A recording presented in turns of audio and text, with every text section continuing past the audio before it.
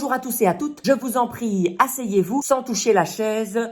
Merci. Alors, je suis persuadée que vous êtes ravis de me revoir en vrai et sachez que cela est réciproque. Pour ce premier jour de rentrée des classes post-confinement, je vais vous énumérer l'ensemble des nouvelles règles de sécurité et de vivre ensemble. Sachez tout d'abord que les écoles réouvrent leurs portes car nous considérons que contaminer vos parents et grands-parents, c'est bien, mais le faire en sachant compter, c'est mieux. Non, Madame Touchard n'est pas là, elle est en plein burn-out à cause du déconfinement. Sachez d'ailleurs que les dépressions du corps professoral sont et seront toujours d'actualité. Bien, voici ce qui a été mis en place afin d'éviter la propagation du virus au sein de l'établissement. Dorénavant, les livres empruntés à la bibliothèque vous seront offerts. Il ne faudra pas les ramener. Il est désormais interdit de se prêter du matériel. À partir de maintenant, prêter c'est donner, reprendre c'est voler et voler c'est virer. En d'autres termes, le matériel ne s'appelle plus retour, il s'appelle garde-moi cette merde, je n'en veux plus. Ça va? À compter de lundi prochain, il y aura une visite médicale par semaine. De fait, le bus qui vous y emmène est toujours le même. Eh bien, le vieil autocar qui pue la cigarette et qui vous transmet des maladies alors que vous n'en aviez pas avant de monter dedans. Les cours de natation sont remplacés par des cours de Quidditch. Les élèves qui n'ont pas de balai pourront s'inscrire à des cours de je me lave les mains, je suis quelqu'un de bien. C'est tout nouveau. Les travaux de groupe sont autorisés à condition qu'ils se fassent évidemment de manière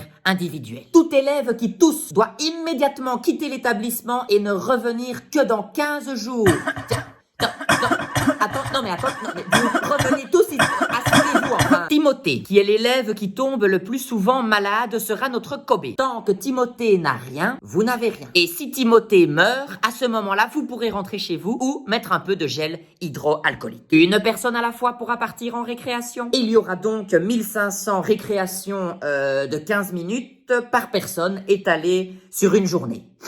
À partir de maintenant, je ne distribue plus les copies à la main, c'est trop risqué. C'est pourquoi j'en fais des avions en papier que je vous envoie. Nicolas peut mieux faire, Sarah décevant et Thibaut, il y a du progrès. Voilà. Les retenues sont remplacées par l'activité suivante, le saut du corona. Eh bien, c'est-à-dire que vous êtes sous le préau et nous, on vous lance des petites fioles de Covid-19 et vous devez sauter pour les éviter. C'est bien, hein? Si vous devez vous rendre aux toilettes, vous levez la main. Toute la classe se déplace du côté gauche pour vous laisser passer et puis toute la classe se déplace du côté droit pour vous laisser revenir. Concernant la cantine, il n'y a pas de changement, puisque même sans chauve-souris, vous tombiez déjà malade. À partir de maintenant, le secrétariat sera fermé. Pas de changement non plus à ce niveau-là. Y a-t-il des questions? Pourquoi n'ai-je pas de masque? Très bonne remarque. En réalité, le gouvernement et les entités fédérées nous ont livré un mauvais carton. Nous avons reçu à la place 3000 bouquins intitulés Comment former un gouvernement en moins d'1 an. Qui en veut? Personne? Tu m'étonnes. Silence! Courage! Dans 2 mois, c'est les vacances. Bien, prenez une feuille et un papier. Interrogation surprise. Si le Covid-19 est toujours présent dans mon pays, mais que des milliers de jeunes étudiants, porteurs sains du virus, retournent en cours, combien de temps faudra-t-il à Timothée pour contaminer toute la classe et refoutre un bordel sans nom dans le monde entier? Vous avez 4 heures, sauf Timothée, car le temps lui est compté.